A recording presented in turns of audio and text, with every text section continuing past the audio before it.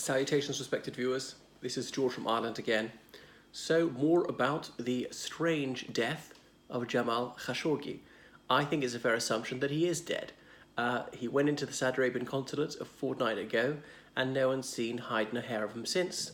No one's heard a word from him. Why would he suddenly vanish off the face of the earth? Why would he not come out to his fiancée who's waiting for him? Would he not want to see her? How come his phone messages have not been looked at? There's only one possible explanation, that is that he is dead. And if he's not dead, why would the Saudi Arabians not show where he is? The best case scenario is that I'm wrong, that he was subdued, tied up, possibly sedated, put into a crate, put into a diplomatic car, taken to a private jet as a diplomatic bag, and spirited away to Saudi Arabia. So abduction there and spending the rest of his life in some ghastly prison in Saudi Arabia, that would be a happy ending relative. But you know, there's a plausible narrative that those 15 Saudi Arabian government operatives flew into Turkey because they knew he was coming to the consulate and they were there to ambush him. It was an ambuscade, that room, and he was interrogated under torture and swiftly killed, that they brought some huge bone saw with them. That's what's leaked out from the Turkish government. Now, I don't know that Ankara's version of events is accurate, but the Saudi Arabians have had 2 weeks to concoct some remotely plausible story, and they haven't been able to. Ergo, it just seems even more likely that he has been murdered. It would take the heat off them if they could give proof of life, but they haven't done it.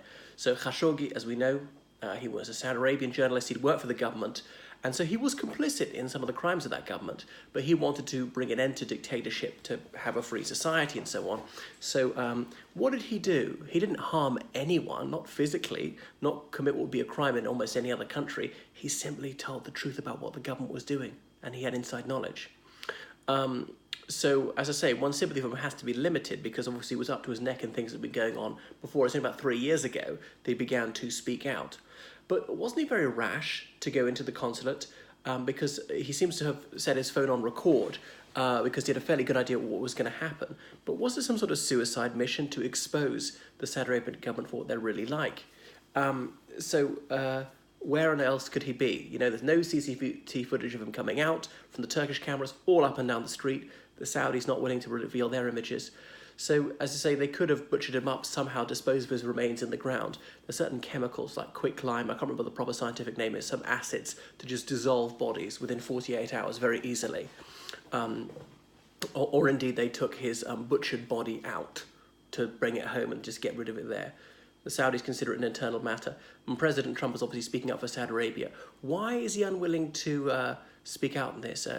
Unusually, he's very mild. He's pussyfooting around the issue. Is it because they've got him by the short and curlies? I think that's it. He adores the Saudi Arabian government.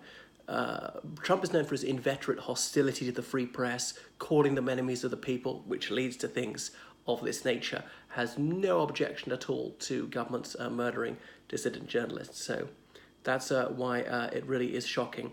The Saudi Arabians may have calculated that the American public has an attention span of a month. Pretty soon they'll forget about this and move on. They're more concerned with their domestic travails. And in that, they are probably correct. But there we are. It's a dispiriting sign. I can't say it's terribly surprising. It's certainly not the first time the Saudi Arabian government has done this kind of thing. The country where insulting the king, even a late king, is a crime. Just the way Trump would like it.